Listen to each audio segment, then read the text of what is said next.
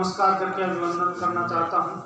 जो मातृ शक्ति बैठी है नारी शक्ति के रूप में, उनका भी श्री चरणों में वंदन करता हूँ, नमन करता हूँ। और मैं जो मेरे साथी और सहयोगी के रूप में हमेशा साथ चलते हैं, राजनीतिक रूप से हमारे साथ चलते हैं और हमारा हौसला बढ़ाते हैं, हमारी हिम्मत बढ़ाते हैं।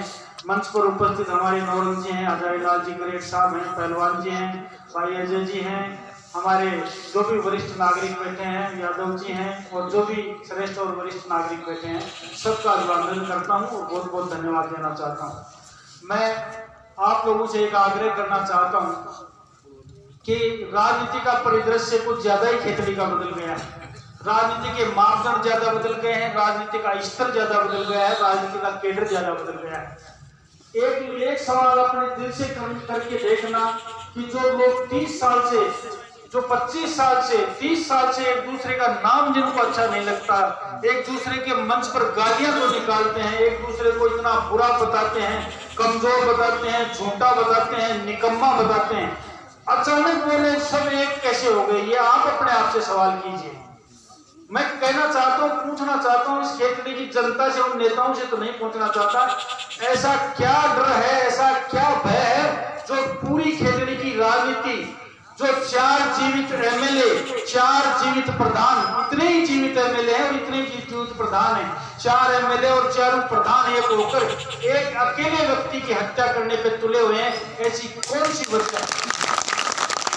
ऐसी वजह अगर आप लोग सोचना चाहोगे, जांचना चाहोगे तो उसकी वजह है, उनको पता है ये व्यक्ति सच्चा है, ईमानदार है, झूठ नहीं बोलता है, कर्मठ है, अपनी वाणी का और जबान का धनी है। एक बार ये खेतड़ी में आ गया तो तुम्हारी जो झूठ की दुकान चल रही है और भ्रष्टाचार की दुकान है, इसका शटर बंद करके तुमको एक दूसरे को, जो लोग फूटी आंख नहीं देख सकते थे, मुझे ताज्जुब हुआ, मैंने सपने में भी नहीं सोचा 1993 से जो लोग एक दूसरे के आमने सामने चुनाव लड़ रहे हैं, वो लोग एक हो जाएंगे, जो पूर्व विधायक हैं वो सारे एक हो जाएंगे। सब लोगों ने क्या क्या षड्यंत्र किया इस खेतड़ी की जनता के सामने।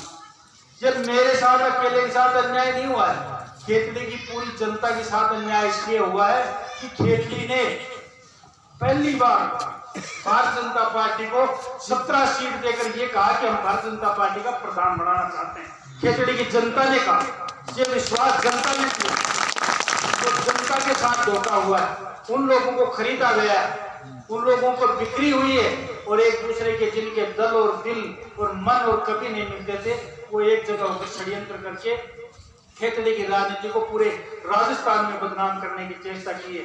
इसका बदला लेने का समय है। बदला राजनीति में गोली से नहीं लिया जा सकता, गाली से नहीं लिया जा सकता, थप्पड़ मुक्की से नहीं लिया जा सकता।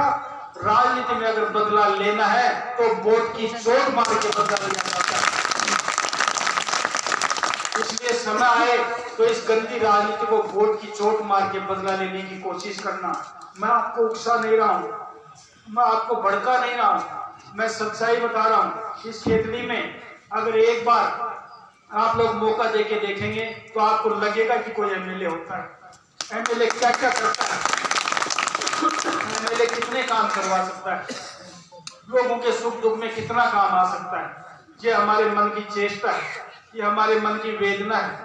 एक मन में पीड़ा है कि एक बार सेवा का मौका मिले तो कुछ करके दिखाएं, और ये करके दिखाएं कि शहीद राम कुमार गुर्जर का बेटा उससे बड़ा नहीं तो उससे छोटा भी नहीं है।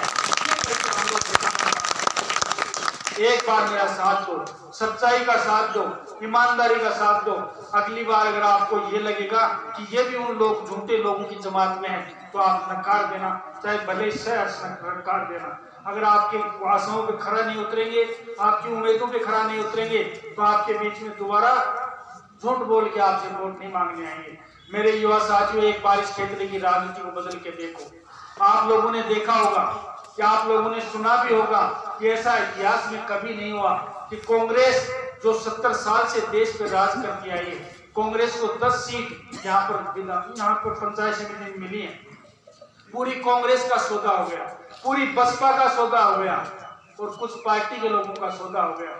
इसका मतलब तो पैसे वाले लोग राजनीति करेंगे, संघर्ष करने वाले संघर्षशील, गरीब की आवाज सुनने वाले, मासूम की आवाज सुनने वाले, झोंपड़ी से रोती हुई आवाज को सुनने वाले लोग राजनीति नहीं करेंगे। इसलिए मैं कहना चाहता हूँ, सच्चाई का साथ देना सीख जाओ। एक बार ईमानदारी का साथ दे दो, आपको लगेगा कि हमने किसी व्यक्ति को चुन के भेजा। इसलिए आशा करता हूँ कि ये धोखा आपके साथ जो हुआ है, इसका आप लोग बदला लेंगे।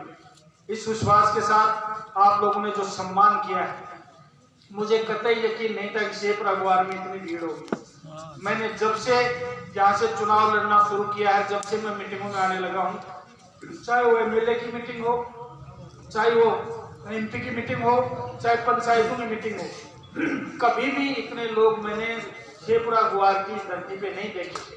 आप लोगों को धन्यवाद देना चाहता हूँ।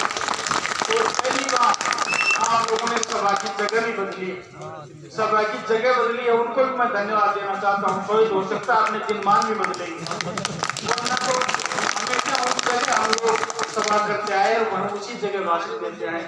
आपने आपका मन बदला है, इसलिए जगह भी बदली है और इतिहास भी बदलेगा। और इतिहास 2023 में आप लोग जान रखेंगे क्षेत्र में एक ईमानदार व्यक्ति को क्या आप लोगों ने चुन के भेजा है। धर्मपाल जी गुजर जिंदाबाद, धर्मपाल जी गुजर जिंदाबाद। इसलिए आज मैं कोई राजनीतिक भाषा यूज नहीं कर रहा हूँ, मैं दिल की बात कह रहा हूँ, मन की बात कह रहा हूँ। शेखपुरा गुवार में आके जितना मुझे अच्छा लगा है, ईमानदारी से, मौसम के हिसाब से और शेखपुरा गुवार की जो राजनीति के हिसाब से, जो आज पहले के इतिहास के हिसाब से मैं ये समझता था मुश्किल से अपने को 150 व्यक्ति मिलेंगे, मेरी मन की भावना थी। लेकिन आप लोगों ने इतना जोरदार स्वागत करके और आप लोगों ने जो जोश दिखाया है, नौजवानों ने जोश दिखाया है, आप लोगों के साथ का तन मन वचन और कर्म से आज विश्वास दिला के दे जाता हूँ कि इस इंजीनियर धर्मपाल के शरीर के खून की एक बूंद भी अगर निचोड़ के आपके काम आई फिर कहता हूँ कोई राजनीतिक भाषण मुझे नहीं देना आता है।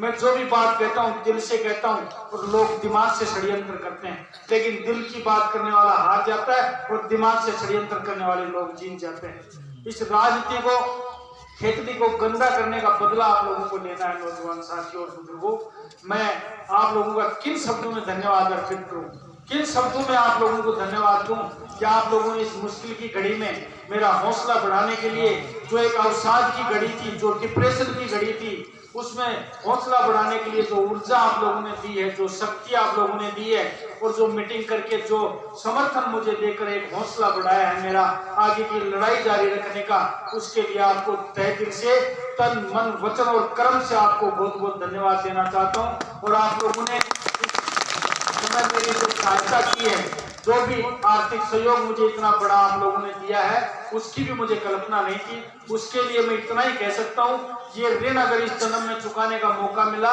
तो मैं आपको ये ब्याज समेत ये ऋण चुकाऊंगा।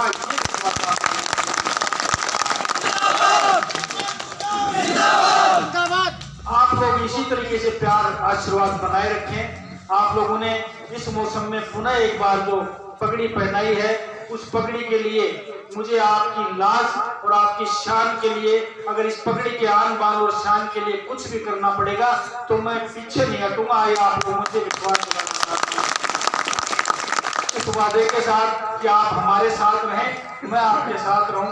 ये वादा आप लोगों से करते हैं, ये वादा ही मुझे आप लोग दें कि एक बार आप लोग आशीर्वाद देंगे और इस खेतली की जनता की सेवा का मौका देंगे।